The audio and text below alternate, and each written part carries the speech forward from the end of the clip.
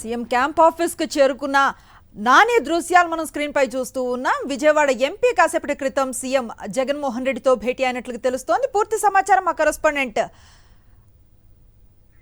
సతీష్ అందిస్తారు. సతీష్,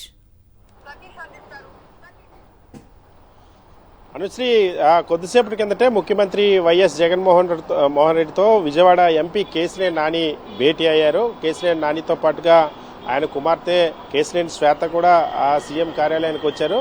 ప్రధానంగా గత వారం రోజులుగా విజయవాడ రాజకీయాల్లో ప్రధానంగా తెలుగుదేశం పార్టీలో కేసినేని నాని ముసలం నెలకొంది. చంద్రబాబు తిరువూరు సభకు ముందు రోజు నుండి కూడా తెలుగుదేశం పార్టీలో పరిణామాలన్నీ కూడా అనూహ్యంగా మారిపోయినటువంటి పరిస్థితి ఉంది. కొద్ది రోజుల కిందట తిరువూరులో జరిగినటువంటి ఘర్షణ, కేసినేని నాని వర్సెస్ చిన్ని వర్గాల మధ్య జరిగిన ఘర్షణ నేపథ్యంలో ఇప్పుడు కేసినేని నాని తెలుగుదేశం పార్టీని వీడి ముఖ్యమంత్రి వైఎస్ జగన్మోహన్ రెడ్డితో భేటీ అయ్యే వరకు కూడా తీసుకొచ్చారు. కేసినేని నాని కుటుంబంలో చంద్రబాబు చిచ్చు పెట్టారన్న ఒక ఆవేదన కేసినేని నానిలో ఉంది. అందుకోసమే కేసినేని నాని బేషరతుగా వైఎస్ఆర్ కాంగ్రెస్ పార్టీలో చేరడానికి సిద్ధమవుతున్న ఒక ప్రచార నేపథ్యంలో ఇప్పుడు ఆ ముఖ్యమంత్రి వైఎస్ జగన్మోహన్ రెడ్డితో కేసినేని నాని భేటీ అయిన పరిస్థితుంది.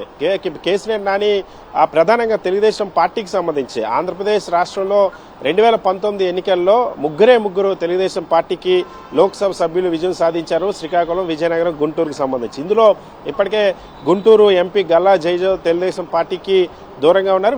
విజయవాడ ఎంపీ అయినటువంటి కేసినేని నాని చాలా యాక్టివ్గా ఉన్నప్పటికీ కూడా ఇప్పుడు అటువంటి కేసినేని నాని తెలుగుదేశం పార్టీని వీడినటువంటి పరిస్థితి. వరుసగా 2 సార్లు విజయవాడ లోక్సభ సభ్యుడిగా కేసినేని నాని ఎన్నికయ్యారు.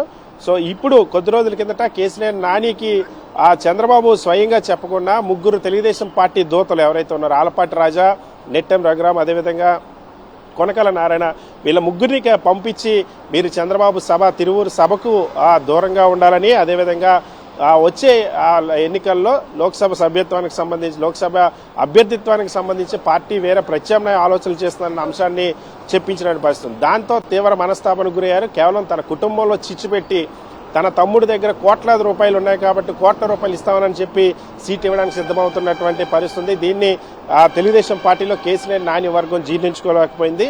సో అప్పుడే కేసినేని నాని ప్రతిరోజు దీనికి సంబంధించి ఒక ప్రకటన చేస్తూ ఒక్కొక్క నిర్ణయాన్ని ప్రకటిస్తూ వచ్చారు. తెలుగుదేశం పార్టీకి తాను రాజీనామా చేస్తున్నట్టు ప్రకటించారు. అదేవిధంగా మొన్న కేసినేని నాని కుమార్తె కేసినేని శ్వేత కూడా తెలుగుదేశం పార్టీకి రిజైన్ చేశారు. ఇక్కడ కేసినేని కుటుంబానికి సంబంధించి 10 సంవత్సరాలుగా తెలుగుదేశం పార్టీలో ఉంది. లాస్ట్ 5 years ప్రతిపక్షంలో ఉన్నప్పుడు కూడా తెలుగుదేశం పార్టీలో ఉంది.